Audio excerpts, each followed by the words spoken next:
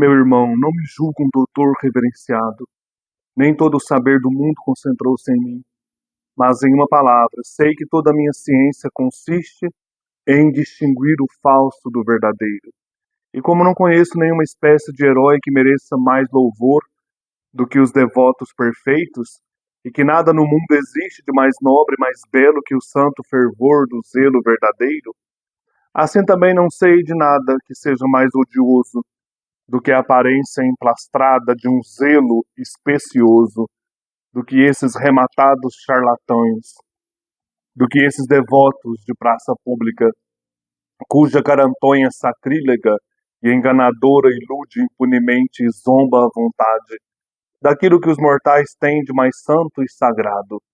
Essas pessoas, por terem a alma submissa aos interesses, fazem da devoção profissão e mercadoria, pretendendo adquirir crédito e dignidades à custa de falsas piscadelas e entusiasmos dissimulados. Essas pessoas afirmam que se veem correr com ardor pouco comum, que ardentes e suplicantes, ao encalço da fortuna pelo caminho do céu, rezam diariamente e pregam o retiro no meio da própria corte, que sabem acomodar o zelo aos vícios, são espertas, vingativas, sem fé, cheias de artifícios, e para perder alguém mascaram insolentemente o orgulhoso ressentimento, com o interesse do céu. Essa é uma das falas do personagem Cleante na peça Tartufo de Molière.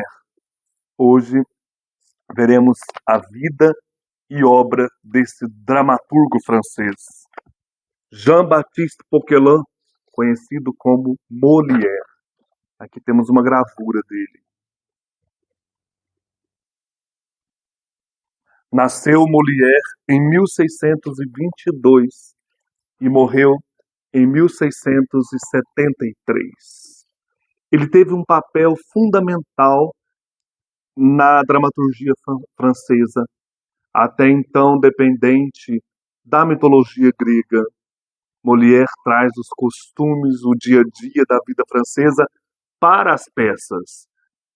E isso, além dele ser um dramaturgo, ele era também ator e encenador de suas peças, considerado um dos mestres da comédia satírica.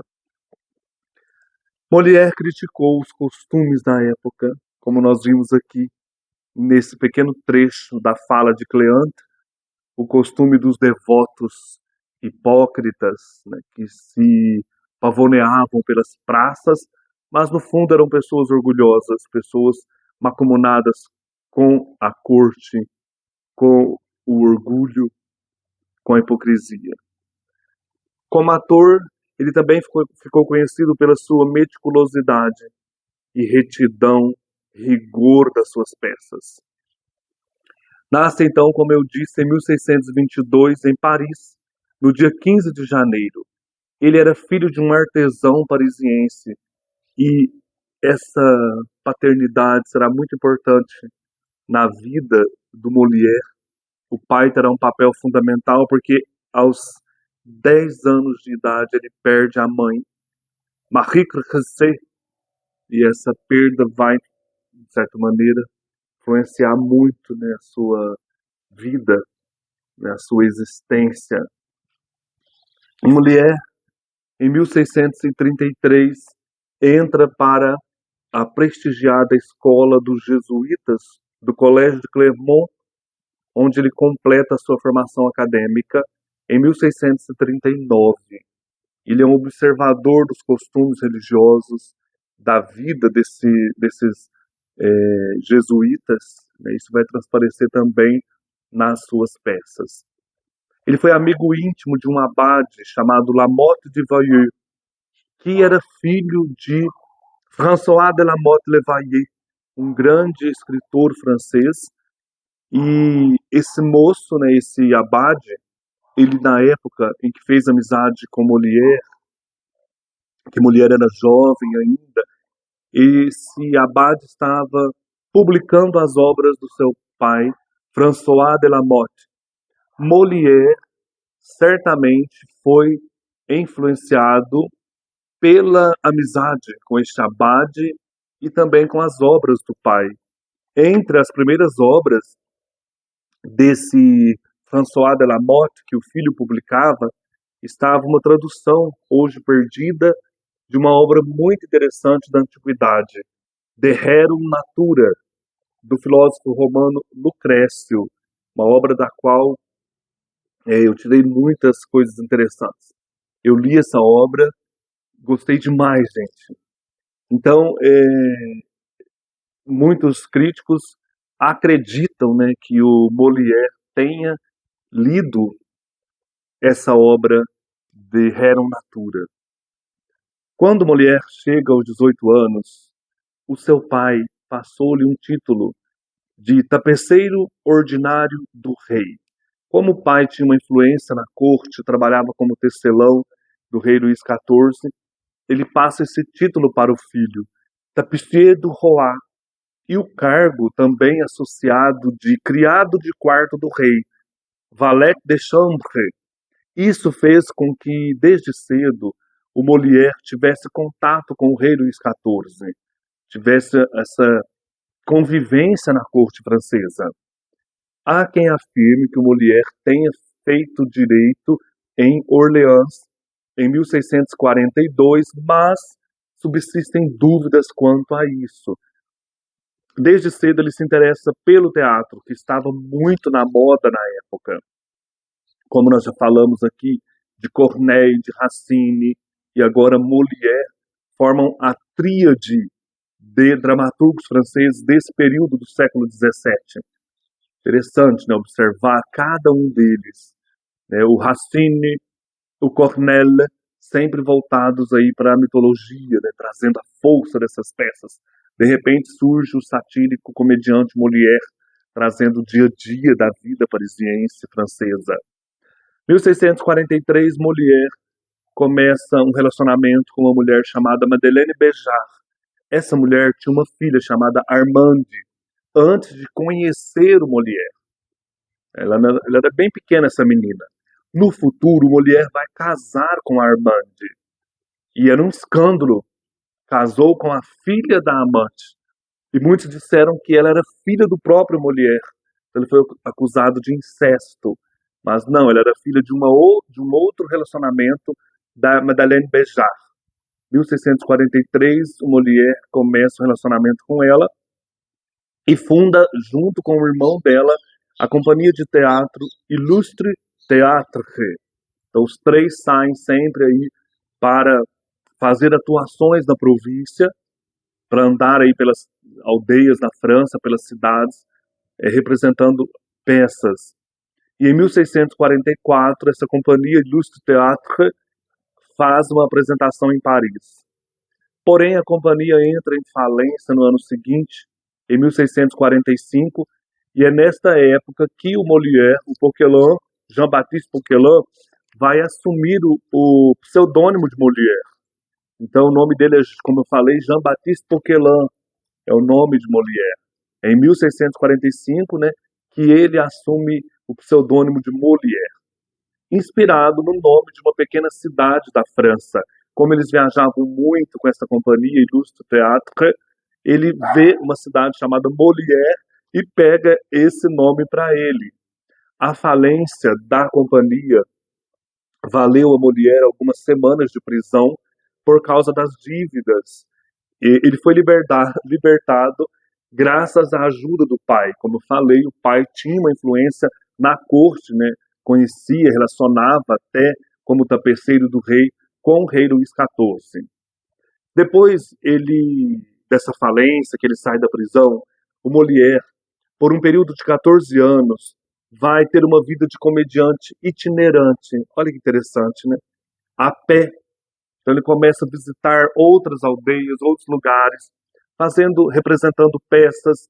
E, olha, isso foi muito importante para ele ver o dia a dia da vida francesa, das pessoas, né? Das profissões. E depois, quando ele começa a criar as suas peças cômicas, ele vai colocar isso, certamente. Durante essas viagens, ele conhece um príncipe italiano. Molière, gente, ele entra em todas as camadas sociais, né? Existe um filme sobre ele, eu esqueci o nome, eu já vi uma peça também sobre ele. O Molière, ele é um espertalhão no sentido de conhecer a vida, né? De relacionar-se com as pessoas, de aproveitar as oportunidades. Ele conhece esse príncipe de Conti, um príncipe italiano, que vai tornar-se mecenas de Molière, de 1653 a 1657. Ele vai patrocinar Molière, vai ajudar o Molière na sua vida profissional. Molière atuou em companhias teatrais diferentes aí quando ele andava pelas cidades da França, como a companhia de Charles Dufresne. Então ele tentava se encaixar em algumas companhias para fazer as peças, né? Para encenar, porque ele gostava disso, estava no sangue dele. Ele conheceu Madame du Parc, que foi cortejada por Corneille e amante de Racine. Era uma madame bem saidinha, né? Ela conheceu esses grandes, olha, os três maiores tiveram um relacionamento com ela. Madame du Parc, 1658. Molière volta para Paris, depois de toda essa experiência andando aí pela província francesa, e ele vai apresentar no Louvre a sua pequena farsa chamada O Médico Apaixonado, com algum sucesso. Então ele começa aqui a criação das suas obras, né? Das suas peças. O Médico Apaixonado. Nesse ano de 1658, ele vai romper com o mecenas, o príncipe de Conti, e vai estabelecer-se definitivamente em 1659 no Teatro do Petit Bourbon, onde, em 18 de novembro deste mesmo ano, de 1659, ele estreia sua peça As Preciosas Ridículas, uma das suas obras-primas. Então nós já vemos, aos 58, Médico Apaixonado, em 59, uma outra peça importante, As Preciosas Ridículas. São muitas peças que Molière fez. Vou trazer aqui algumas. 1660, com a ajuda do seu sócio italiano, uma outra pessoa, né, que o ajudava, ele escreve a peça Sganarello ou O Cornudo Imaginário, um tributo à comédia dell'arte italiana.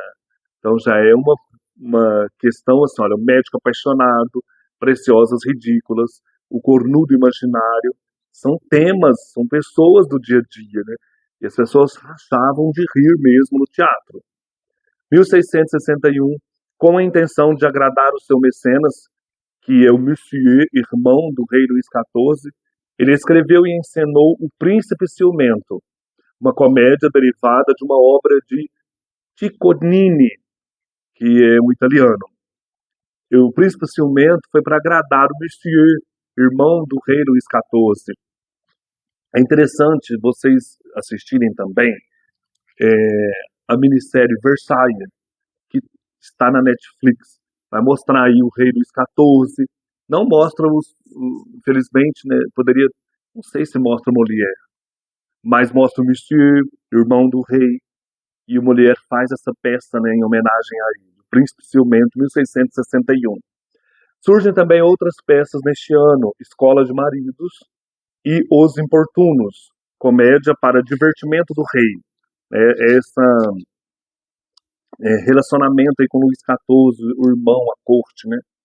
1662, então, Molière muda-se para o Teatro do Palais Royal e casou-se com Armande, aquela filha da Madame Béjart.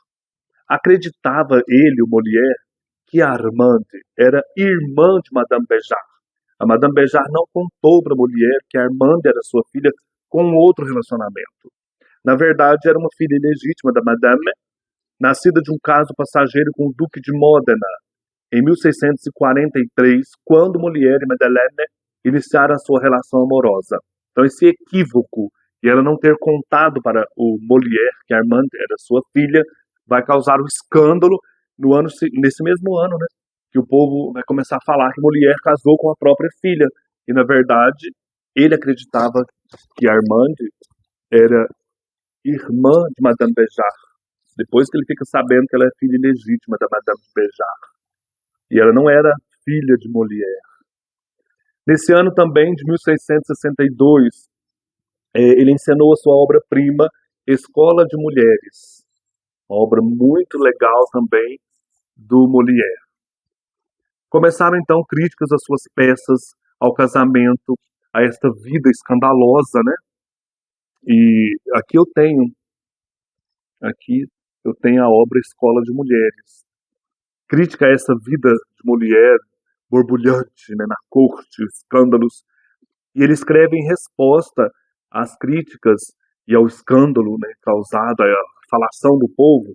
Ele escreve obras menores, como La Critique de l'École des Femmes e O Improviso de Versalhes. Crítica à Escola das Mulheres, École des Femmes, e Versalhes, Improviso de Versalhes. Ele iniciou nesse período também a chamada Guerra Cômica com outros teatrólogos que queriam esganar Molière, que ele fazia sucesso, ele estava na corte. Com os rivais, então, de Molière, inicia-se essa guerra cômica, ou seja, cada um queria fazer uma peça mais engraçada do que a outra, né? Queria destaque na corte.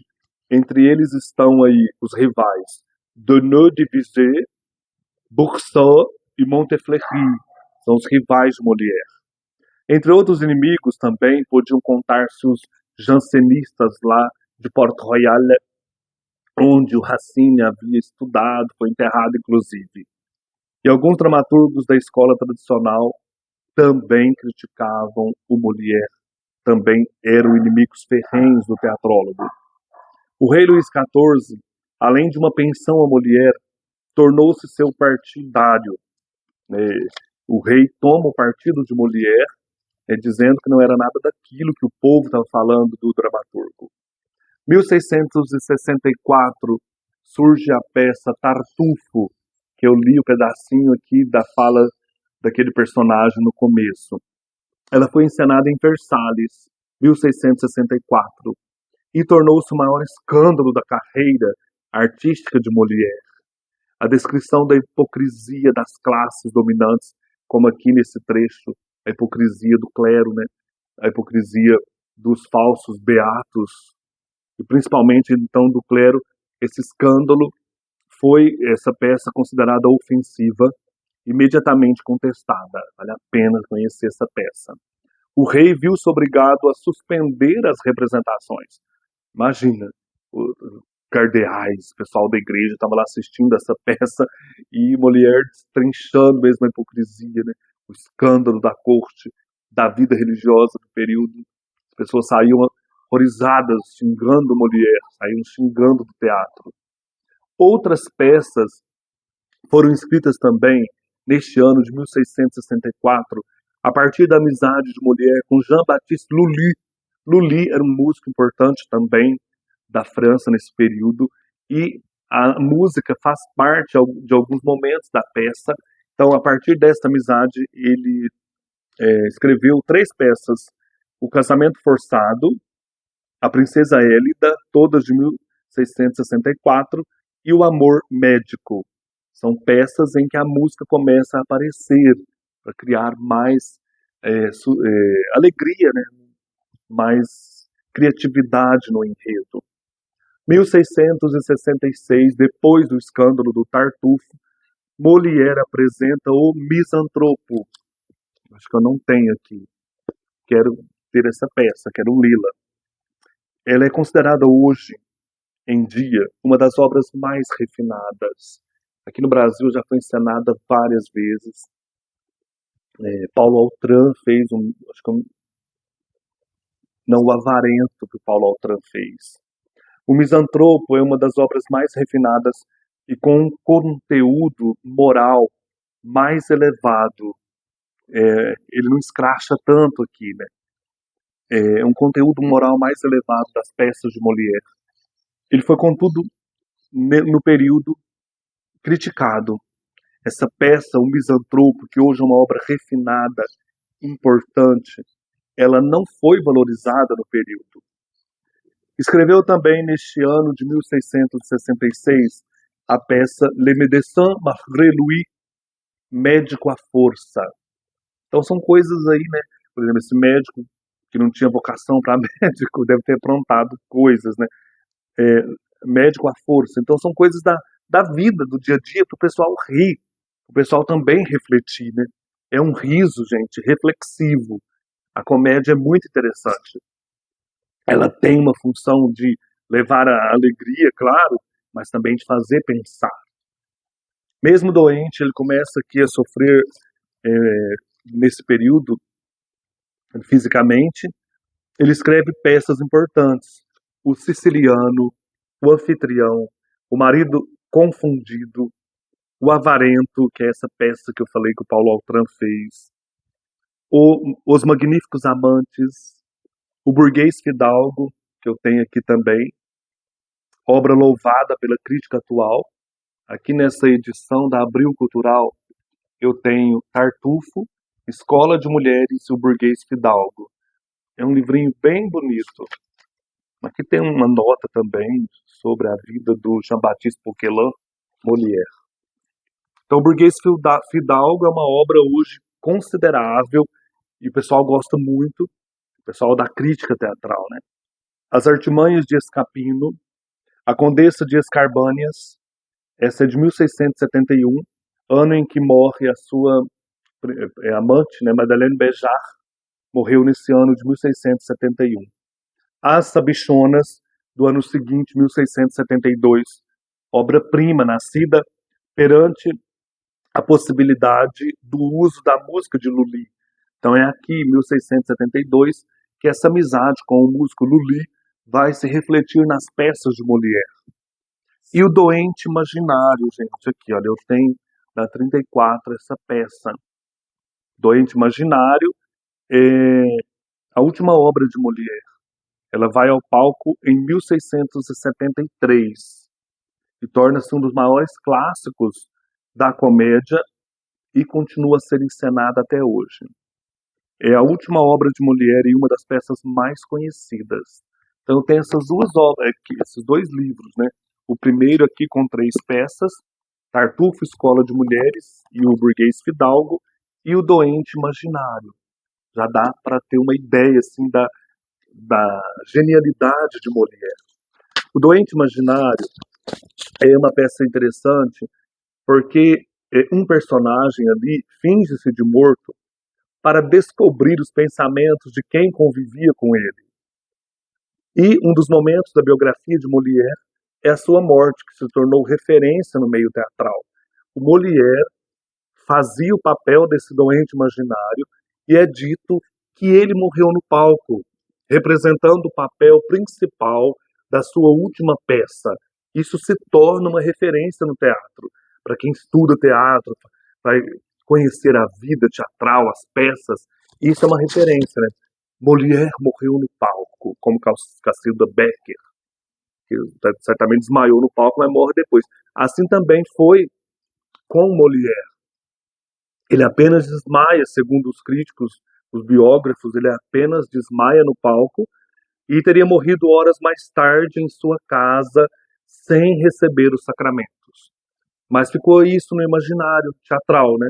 Molière morre no palco, dá vida pelo teatro, mas ele morre em casa mais tarde, os padres não quiseram dar a ele a extrema unção. E, de fato, aqui, gente, o Molière era muito criticado pelo clero, olha que hipocrisia, porque o clero também aprontava das suas lá em Versalhes. Ele foi sepultado no cemitério dos não batizados. Os comediantes não podiam ser sepultados nos cemitérios normais, nos cemitérios cristãos, né? A Terra Santa, não, por quê?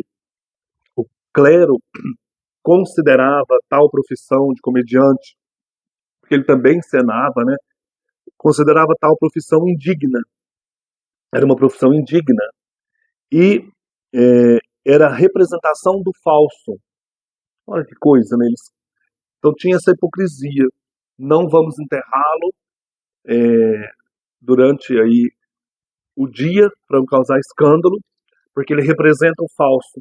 Enterraram o Molière à noite para evitar polêmicas num cemitério de não batizados. Então ele morre, né, como eu disse, em 1673, depois dessa crise repentina aí no palco, né, e morre 2 dias depois do seu aniversário. Como eu falei, ele nasce em 1622 e, e no dia 15 de janeiro, isso mesmo, no dia 15 de janeiro, e morre no dia 17 de janeiro de 1670, né? 1670, deixa eu pegar aqui, eu perdi agora. 1673. Então ele nasce em 1622, dia 15 de janeiro, e morre em 1673, no dia 17 de janeiro, 2 dias depois de fazer aniversário. Durante a representação da peça, ele passa mal, né? Somente em 1792, mais de 100 anos depois, os seus restos mortais são levados para o Museu dos Monumentos Franceses e, em 1817, transferidos para o cemitério do Père-Lachaise, em Paris, ao lado da sepultura de La Fontaine, né?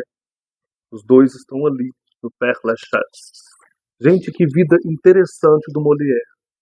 Achei espetacular, né? Essa vida que é uma aventura, né? Que é uma comédia, é um drama, e ao mesmo tempo é um grande gênio do teatro, da literatura francesa.